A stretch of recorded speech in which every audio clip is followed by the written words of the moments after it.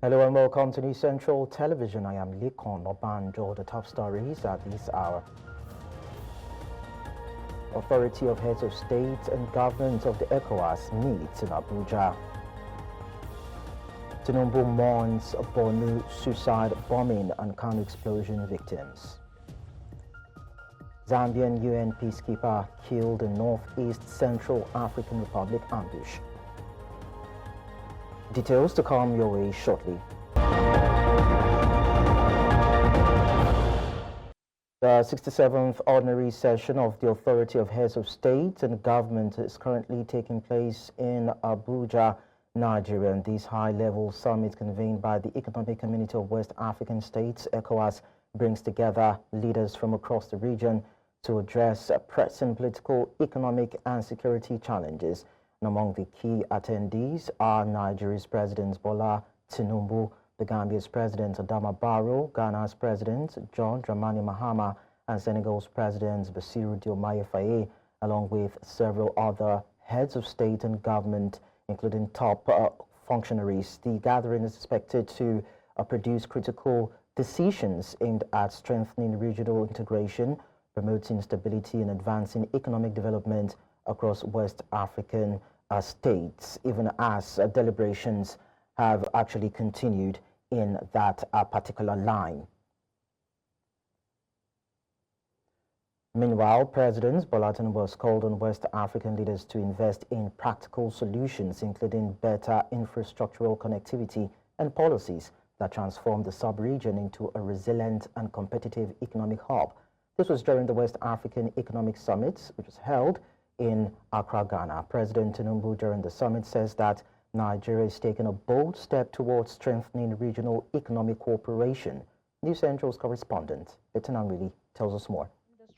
Nigeria has signed a bilateral integration agreement with the Republic of Benin. The pact was signed at the West African Economic Summit held in Accra, Ghana by Nigeria's Minister of Industry, Trade and Investment, Jumoke Oduwole, and Bianca Ojukwu, the Minister of State for Foreign Affairs. Let us emerge from this summit with actionable outcomes, a renewed commitment to ease of doing business, enhance intra-regional trade, improve infrastructure connectivity, and innovative ideas that move our people from poverty to prosperity. Let us build a West African that is investable, competitive, and resilient, one that needs with vision, responsibility, and unity. In the lead up to this summit, the Federal Ministry of Industry, Trade and Investment, in close collaboration with partners across the Nigerian government and private sector, curated a deal room anchored on vetted, investment-ready opportunities. One of the most dynamic and oversubscribed sessions at the deal room yesterday was our PPP and infrastructure roundtable, where we spotlighted nearly $1 billion in live transactions, spanning carbon capture and storage, critical minerals and rare earth, compressed natural gas, and digital infrastructure. The agreement focuses on strengthening connectivity in energy and trade, as well as the breakdown of logistical and infrastructural barriers. President of Benin, Patrice Talon, described it as a model pact for full integration and urged the ministers to implement it effectively. I want to say in front of all of you here that President Tinubu and myself, we agree on this real and full integration between Benin and Nigeria. We are already agreed on this. We instruct our respective team, and now in front of all of you, I want to put the responsibility on the different ministers, including the one doing the translation today, to deliver this instruction. I want all the ministers behind President Tinubu, my ministers in charge of trade, Minister in charge of Trade of Nigeria, and all of you, to deliver this for our people. Liberia strongly supports the African Continental Free Trade Area as a transformative platform for economic integration.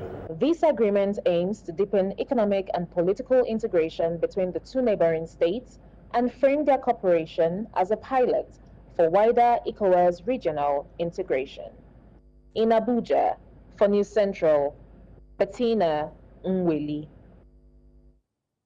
Still on the development of the West African region, members of the ECOWAS Parliament have met in Monrovia, the capital of Liberia, to critically review challenges affecting citizens in the sub-region with an aim at boosting small and medium-scale enterprises, boosting also the informal sector to provide job opportunities for millions across ECOWAS member states, and deliberating on policies that will adequately translate into economic growth. The meeting, which forms part of the ECOWAS Parliament's Joint Committees on Administration, Finance and Budget, Public Accounts, Macroeconomic Policy and Economic Research, Industry and the private sector, called for the development of skills and the provision of infrastructure to boost investment amongst ECOWAS member states. The policy has contributed to attracting some investment into the region. However, that is stagnant now. And most of the investments that have been attracted since it was rolled out have not really given us the return that we desire. Something is missing there. I want us to know that it is our duty to come together and legislate on how to grow those small and medium enterprise in most of ECOWAS countries. Even if you borrow money from the bank, you will not be able to pay back. So I think it's high time also government will look into that.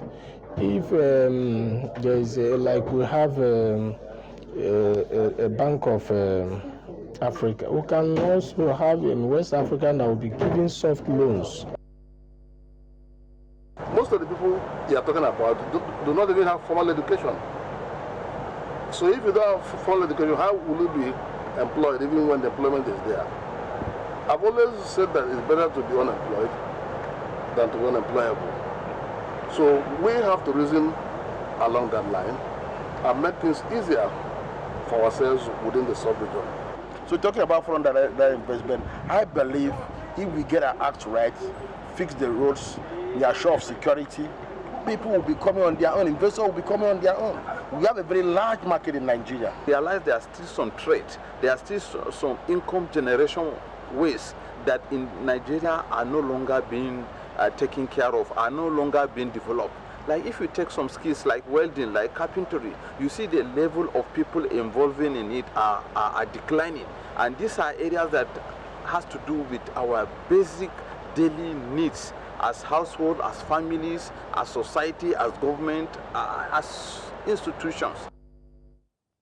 Now that ECOWAS has convened the 67th ordinary session of the Authority of Heads of State and Government in Abuja, we now bring in our correspondent who has been documenting discussions there, Bettina Nweli, to give us an update of what the discussion has been. Bettina, good evening to you.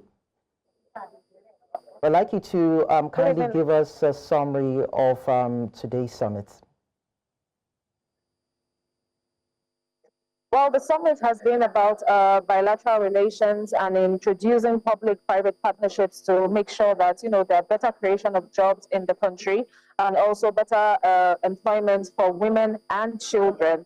That has been something that has been on the table that the president, the chairman of ECOWAS, has been very passionate about. He said that during his speech. He also spoke about economic growth between different countries within the ECOWAS Union. And the meeting has really just begun because after the introduction that they gave to the press media, they have now asked us to excuse them so that they can have an in-depth meeting. And perhaps afterwards, when we converge back, they can now give us what the communique of the outcome of their meeting has been. So, what information do you have regarding the election of the new ECOWAS chairman? Well, so far so good. So prior to now, Liko, I don't know if you're aware, but the flag of the country of the chairman of ECOWAS is usually placed at a strategic position where the chairman sits. But today we have also seen the Nigerian flag on the table amongst other members, which is telling us that the tenure of Nigeria is coming to an end gradually, and then the election of a new chairman is underway. But still now we haven't gotten any information whatsoever as to who is going to take over or what the next step is going to be. And we are assuming that at the end of this second closed meeting, we can now have a full headway on knowing who the election falls on, what country it's coming from, and who is going to take over the baton of leadership from our President Bola Ahmed Tinubu. Time we get all the details in. Finally, what can you tell us about the achievements of President Bola Tinubu as the chairman of ECOWAS, of course, in the last 2 years? Well, if I want to speak about the achievements, especially from what we have been given and, what we have seen, it's going to take a whole day, but I will summarize it as briefly as I can. Now, during the time of President Bola Tinubu, he did focus on security and governance, and as such, he activated the ECOWAS standby force to counter terrorism, backed by an initial US $4 million humanitarian lifeline, part of regional efforts to also establish a fully operational and funded security force. He also deployed election observation missions to Senegal and Togo and was credited with aiding peaceful and transparent elections within that region. Another, achievement of his will be economic integration. Now, this has strengthened the ECOWAS free trade area, customs union, and common market. Now, this also came with support of 6 countries to ratify the WTO fisheries subsidies agreements and 13 to ratify the AFCFTA. Now, another aspect that he has also thrived in will be education, science, and health. Now, in these areas, he founded the West African Network of National Academies of Sciences. He also launched the Regional Academic Mobility Scheme. He also supported women's health, amongst others. So I would say that he has really done a lot during his 2-year term as the ECOWAS chairman. Another thing that he also focused on during this time has to do with energy, climate, and agriculture. Now, during his campaign, we all remember that he also clamored for agriculture and how, Nigerians need to key into it. This is something that he also took up onto the ECOWAS level. He talked about expanded electrification via the ECOWAS Regional Electricity Access Project. And he also allocated $38 million in grants to SMEs, including those beyond ECOWAS. We're talking about Chad, Cameroon, and even Mauritania. So I can tell you for a fact that our president has been busy working in the ECOWAS, and I'm sure that in time, when the new person takes over, our president can now focus all of these things on our country to make sure that all these great strides that he has pulled for ECOWAS can also be pulled for our great nation, Nigeria. Thank you so much, Bettina, really, for that comprehensive detail that you just shared with us. We appreciate that.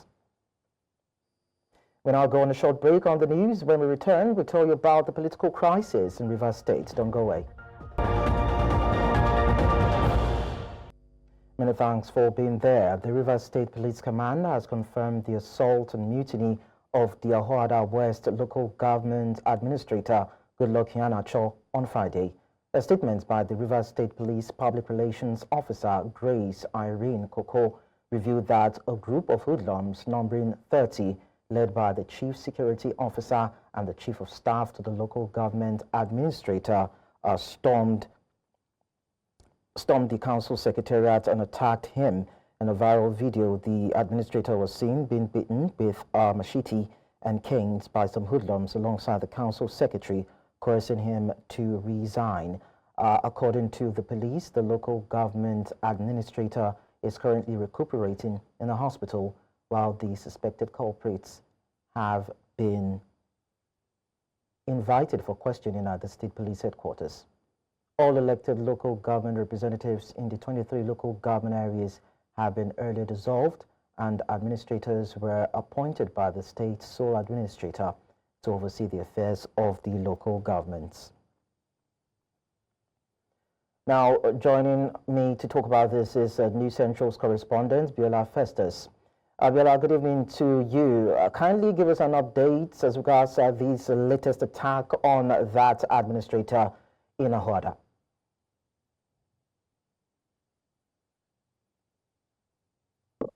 This latest attack has led some sort of tension in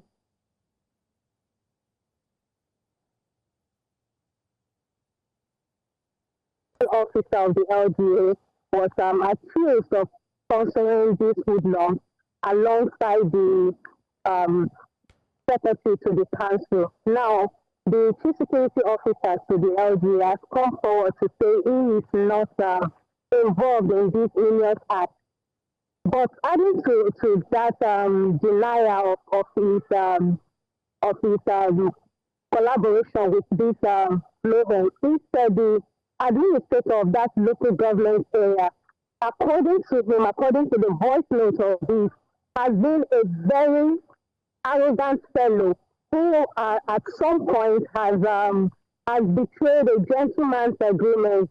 He also forwarded some documents to me this evening, and in the documents, he told me that the LGA administrator had added the allocations to council staff, allocations for political appointees, but has refused to pay them. Other than paying these added allocations to them, he has been using it for his own selfish interest. So when I asked him, is this what must have warranted? So I think we just lost communication with Abiola Festus there, but then thank you so much for that bit of information that you shared with us. We'll try to connect with you to get more details. In the meantime, President Bola Tinubu has condemned the suicide bombing that occurred in Konduga, Borno State over the weekend, describing the act as a coward action. In a statement issued on Sunday by Special Advisor on Information and Strategy, Bayo Onuga, the president expressed anguish over the attack and mourned those who lost their lives. Tinubu called on security agencies to intensify efforts in flushing out remnants of the Boko Haram insurgents, who he said now target civilians in soft locations. The president extended his condolences to the government and people of Borno State and directed the National Emergency Management Agency to support survivors. Now, residents of the affected community in Kano explosion are now in shock after at least 5 people died, with several others hospitalized. Authorities suspect the blast was caused by a military-grade mortar bomb, raising serious questions about the handling and transportation of explosive materials. Kano State Commissioner of Police Ibrahim Bakori, who arrived at the scene shortly after the blast, reviewed that preliminary investigations point to military ordnance as the likely source of the explosion. He noted that the explosive device may have been mishandled or improperly transported. The commissioner further disclosed that the device was being moved by a trailer originating from Yobe State. 15 people were affected by the incident, while 5 victims have been confirmed dead. 10 others are currently receiving medical treatment at a nearby hospital. Authorities have launched a full investigation to determine the exact cause of the explosion and establish accountability. The area has since been cordoned off and security operatives remain on high alert. Can you tell us what actually happened with regards to the news we had regarding the explosion? In the morning, I received an information from DPO Mariri that there is an explosive at Gidan Karfi in his area of jurisdiction. So I rushed to the place and I met 15 people injured. They were rushed to the hospital, Malamin Kano Teach Hospital, where I met the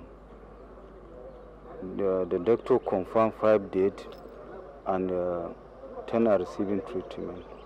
So far, what are your findings with regards to the vehicle, where it is coming from, and other things? When I arrived at the scene, it was restricted. So our EOD personnel are there working. But the information I received, is that the vehicle came from Yobe State.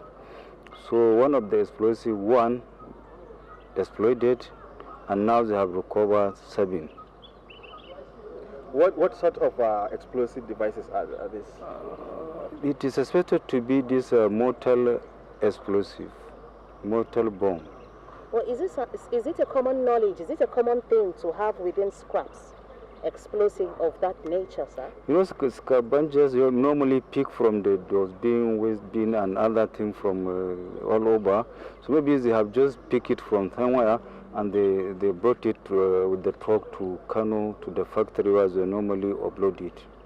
Having known where Yobe State is and how sensitive that area is in terms of insurgency, is there the possibility of it being scraps from maybe insurgency? For now, I cannot say it because the case is under investigation. Away from that, a 43-year-old makeup artist, Mary Adekoya, has been arrested by the National Drug Law Enforcement Agency at the Lagos Murtala Mohammed International Airport while attempting to board a Qatar Airways flight to India for alleged fibroid surgery. Acting on credible intelligence, NDLEA operatives discovered 2.2 kilograms of cocaine factory fitted into the walls of her suitcase. The suspect confessed she was recruited for financial gain using the surgery as a cover. Further investigation linked her to a suspected drug baron, Akim Adekombi, who remains at large. The NDLEA says it will intensify efforts to address drug trafficking, intercepting additional shipments of illicit substances at courier firms in Lagos last week. We also tell you that the Nigerian maritime logistics industry plays a significant role in Nigeria's economy, serving as a gateway for over 90% of Nigeria's international trade. It encompasses a wide range of activities, including port operations, shipping, freight forwarding, warehousing, inland transportation, and regulatory compliance. Amidst these, the sector is plagued with many challenges, as industry expert Dr. Joe Enobong talks on how Nigeria can navigate these myriads of challenges. Key ones that I always look at is port congestion. Nigeria is still struggling with port congestions. I know there are new ones that a private public partnership is ongoing, the Lekki Free Trade Zone area and the rest.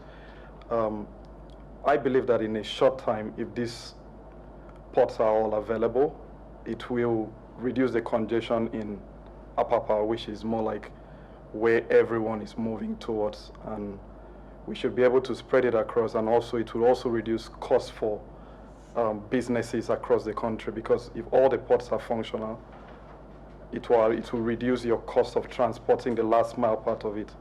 In terms of corruption, it's not totally a Nigerian thing, but what we have seen is that, like I said earlier, if we are able to automate these processes, it will reduce drastically.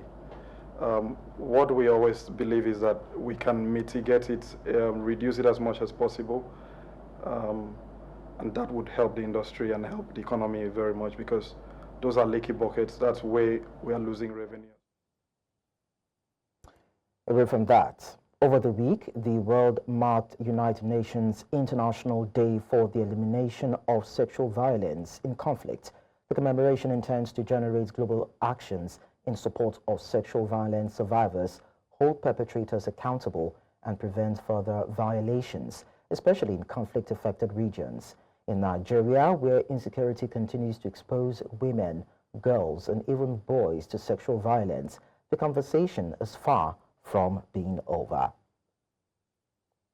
And joining us now to reflect on the causes, implications, and solutions to sexual violence in Nigeria, I'm joined by Emmanuel Etim, the Executive Director of Advocates for the Rights of Women and Youths Initiative. Okay, we seem to be having a network situation with our guest. Hopefully we can still bring him on and accommodate him to talk about this, probably later on. Moving on now, the Northern Youth Council of Nigeria has tasked Kogi lawmaker Natasha Akpotudwanga to present evidence bordering on alleged sexual harassment leveled against the President of the Senate, Godswill Akpabio, and the alleged murder of a youth in Borno State in Yobong Umore. The council, while speaking to journalists in Abuja, says that the allegations are weighty and need to be proven beyond doubt that Akpabio is complicit of the crimes and should face the long arm of the law. The national president of the council, Isa Abubakar, says that despite the case being already in court, there is a need to ensure that justice prevails and aspersion is not cast on any innocent citizen. Youth Council, we dedicated ourselves to advocating for justice and fairness for all individuals, particularly those who have experienced harassment. We recognize the importance of amplifying the voice of victims, but we also stress that accusation must be grounded in factual evidences. The absence of such evidences can regrettably lead to a miscarriage of justice, as we have seen in the past, where individuals have faced severe consequences based on solely and unproven allegations. We are 100% behind her, but to clear our doubt that we are behind her, that we were also behind, she also come up with evidences for us. That this is what has happened, this is evidence, these are chats, these are communication between her and the person of the Senate President. We'll now go back to the story where we talked about the world marking the United Nations International Day for the elimination of sexual violence in conflict. And of course, we are joined by Emmanuel Etim, who of course is the Executive Director of Advocates for the Rights of Women and Youth Initiative. Thank you so much, Mr. Etim, for joining us on the news. Thank you. Thank you for having me. It's a pleasure to be here. So let's start this way. How widespread is conflict-related sexual violence in Nigeria based on your field experience? Oh, thank you very much. I mean, conflict in sexual violence in conflict is something that, we used to hear from outside Nigeria. But in recent times, it's something that has become more prevalent in Nigeria, and it's become something that we need to begin to look into. I mean, in recent times, you see the issues around Borno State. And of course, before now, you would see, we heard about the issues from the big Bring Back Our Girls time up till now. These are things that have been in the front burner that we need to begin to have this conversation, because every day it keeps getting closer to everyone's doorstep. Thank you. So then, what are some of the biggest challenges for these survivors, not just in the immediate aftermath, but then in accessing justice, care, and of course long-term supports? I mean, because the issues around gender-based violence and sexual violence in itself is very traumatic, and you realize that survivors usually have the challenge around even just seeking justice in itself. The duration which they would have to, go to court and follow up on these issues, it really takes a long time. We talk about the trauma around sexual violence in itself is very traumatic. So we need to begin to have, centers that can support survivors, offering trauma-informed care to survivors across the country, and even taking it down to the communities, because some of these things are very prevalent in our communities, in the sub-hubs, right? So we need to look at all of how we can begin to integrate trauma-informed therapy into the public health system of our country, and see how we can support survivors. The issues around stigma, how can we begin to let people understand the impact and the implications of stigmatizing people that are going through, conflict-related sexual violence. It's a long road, but we need to start from somewhere to begin to close these gaps. So then, is the Nigerian government doing enough to protect vulnerable women and, of course, girls in conflict zones? I would say no to that, right? Because I mean, if they are doing enough, we wouldn't be having these recent issues going on. I believe that government can do better around policy and ensuring that we have the policies not just on paper, but we begin to take it from paper to action, from words to action, because these are things that, people are facing every day. How can we review policies? How can we have new policies in place? Recently, our organization launched a policy that integrates arts and culture in ending gender-based violence in Nigeria. We need to begin to, see how we can use different strategies to empower people, to educate people, to inform people, because information is power. How can we begin to ensure that some of these policies we have are able to hold perpetrators to book? Because beyond just having policies, we need to begin to implement these policies. And who are the people that are supposed to implement these policies, if not government? So government, yes, they are not doing enough, I would say. When you go around the medical facilities that we have, most of the stigmas that happen, that survivors face is from even the medical sector, because when you present in the medical center, it begins with stigma. Okay, what were you doing? How did you get raped? You were in the bad place, and stuff like that. We need to move in from there to focus on the issue and leave out stigma, right? So I think when we begin to synergize these things, and recently there's been need for us to look into curriculum development, around these issues, so that people in secondary schools begin to get awareness around gender-based violence, begin to get this information. Let's see how we can narrow it down so that, you have courses on GBV across schools in Nigeria, so that young people begin to imbibe this knowledge and become better people in our society. All right. Thank you so much, Emmanuel Etim, for doing the lots of work on this case. It was nice talking to you. Thank you too. I appreciate it. Well done. Yeah. Now, coming up on the news, another blow to UN mission as armed group targets peacekeepers in Central African Republic. We'll tell you more when we are back. Do join us again.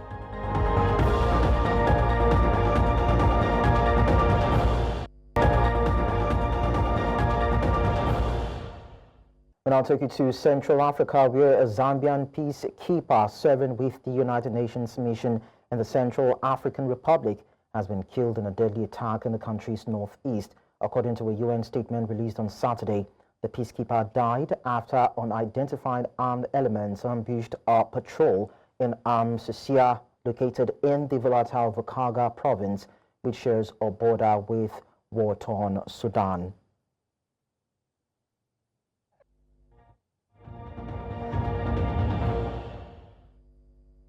Outside of Africa, in a dramatic escalation of tensions, U.S. President Donald Trump has announced that American military forces have carried out strikes on 3 Iranian nuclear facilities, claiming the sites have been completely and totally obliterated. President Trump made the remarks during a late-night address, warning Iran that further military action is on the table unless Tehran moves toward peace. The airstrikes, which took place on Sunday, mark a significant turning point in the U.S.-Iran standoff over nuclear development and regional security. Joining us to discuss this on the news is Joy John, who is a political analyst from Bellcrest Institute, and she joins me from Washington, D.C. Thank you so much for joining us. Can you please unmute your device? There we go. Okay. Thanks for having me. Yeah, thank you. It's nice to have you around too. So how do these U.S. attacks, so to speak, change the situation between U.S., Iran, and other countries in the Middle East? You know, it sends a clear message, not just to Iran, but to the broader international community. And what it means is, the message is very clear that America will defend its interests and allies. The U.S. military remains the most capable fighting force in modern history. I would say, in fact, probably the most efficient fighting force in the world. Allies like Israel will welcome this development as it strengthens the posture in the Gulf and puts Tehran on notice. On the other hand, critics will question if it escalates the conflict. Both may be true. Well, talking about escalation in this conflict, well, what do you think Iran might do next after saying it could respond in different ways to the attacks? So, what Iran might do next, did you ask? Yes. I don't want to run on speculations, but going by reports of what transpired in the last few hours with Operation Midnight Hammer, Iran may be under pressure to retaliate or respond, but it is also safe to assume that they will also understand the cost of escalation. However, I can tell you that the U.S. is on high alert for any retaliation from Tehran out of abundance of caution, and Saudi Arabia, Bahrain, Kuwait are also on a high alert as a conflict, if it escalates beyond this, may spread into their region. And there is also the probability that Iran may not attack the U.S. directly, but they could lean towards, its network of proxies, Lebanon, Yemen, Syria. But a direct confrontation with the U.S. is unlikely. All right, so in your own opinion, how do you think Iran's condemnation of the strikes as violations of international law and the UN Charter affects its diplomatic relations? So it gives Tehran a platform, especially with Russia and China here, to push a legal argument on that stage.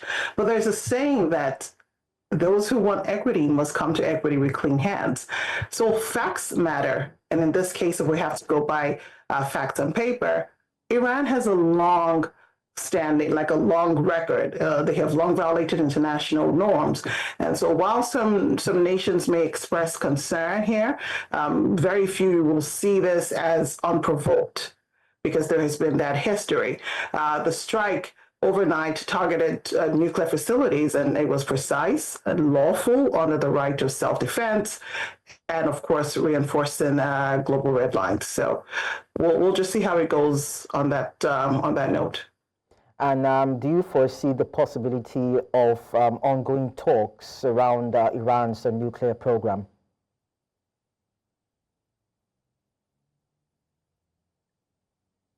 Honestly, it makes diplomacy harder in the long run. It makes it harder with what has just happened. History shows that military actions can reset stalled negotiations, but if regional players like Oman and Qatar can mediate, we may find our path back to diplomacy. All right, thank you so much, Joy John, for sharing your thoughts with us on the news. Thanks for having me. You're welcome. In the meantime, the United States conducted precision airstrikes on 3 key Iranian nuclear facilities, namely Fordow, Natanz, and Isfahan, using advanced bunker buster bombs and Tomahawk missiles. U.S. Defense Secretary Pete Hegseth described the operation as an overwhelming success, stating it severely damaged Iran's nuclear program without targeting civilians or military personnel. President Trump warned Iran to seek peace or face further attacks. Satellite images show fresh craters at Fordow, confirming the damage. In response, Iran condemned the strikes as a dangerous military operation and betrayal, warning of everlasting consequences and asserting it retains all options for retaliation. Iranian officials acknowledged some damage but vowed to continue their nuclear program. The strikes have intensified the ongoing conflict between Iran and Israel, with missile exchanges continuing and regional tensions rising. Let's now go on a short break. When we return, we'll bring you business and sports. To stay with us.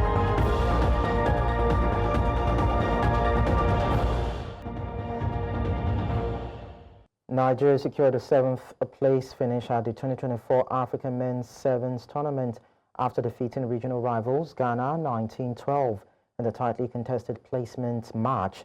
The tournament, held in Mauritius, showcased fast-paced rugby action from across the continent. South Africa emerged as champions, delivering a dominant performance throughout to lift the title. In one of the tournament's most dramatic moments, Zimbabwe stunned Kenya with a last-minute converted try to edge the tie 21-19. A tragic accident marred celebrations in Algiers after MC Alger retained their league title with a draw against NC Magra just after the final whistle at the packed 5 July Stadium. A surge of fans caused a barrier to collapse, sending several supporters tumbling from the upper stand. 3 people died and more than 70 others were injured, according to Algeria's health ministry. Most of the injured have been treated and discharged. The mood had been festive, with flares and green smoke filling the stands.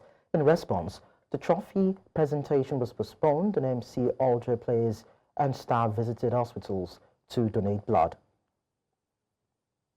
We also tell you that the Nigeria School Sport Federation National Table Tennis Championships began on Monday, June 23 at the National Stadium in Surulere, Lagos. The 2-day event aims to uncover young talents and groom students for future international competitions. Teams from across the country are participating, with national technical crews on ground to scout for standout players. The tournament forms part of NSSF's broader mission to offer students equal opportunities to develop athletically and compete at all elite levels. Beyond just matches, the event provides a foundation for identifying and nurturing the next generation of Nigerian table tennis stars. It reflects the Federation's commitment to grassroots sports development and preparing student athletes for bigger stages beyond the national level. Former Wimbledon champion Marketa Vondrousova claimed her first title since 2022 with a hard-fought victory over Chinese qualifier Wang Xiyu at the Berlin Open. The 25-year-old Czech, ranked 164th due to a year of injuries, battled through 3 sets in a first final since her Wimbledon win. After 7 6-set points to take a tight first-set tiebreak, Vondrousova dropped the second as Wang, playing in her maiden WTA singles final, fought back impressively. In the decider, Vondrousova broke twice to build a 4-1 lead and closed out the match with a dominant service game, sealing the win on her first match point. A run included victories over Madison Keys and world number 1 Aryna Sabalenka earlier in the tournament. And according to news getting to us, we understand that the ECOWAS now has a new leader. And of course, the president of Senegal, Diomaye Faye, takes the leadership from Nigerian President Bola Ahmed Tinubu. We'll bring you more details subsequently in other stories. That's all on the news at this hour. Don't forget that you can send your eyewitness reports to the WhatsApp number on your screen. But then let's let you know that part of the stories that we touched on has to do with the authority of heads of state and government of the ECOWAS meeting in Abuja. And of course, Tinubu mourns Borno suicide bombing and car explosion victims. We also told you that a Zambian peacekeeper of the UN has been killed in Northeast Central African Republic ambush. Now, you can watch us on DSTV channel 422, while you can also watch us on GoTV channel 23, and of course, the Star Times 274, Avo TV, and YouTube. Many thanks for watching. I am Lekon Onobanjo.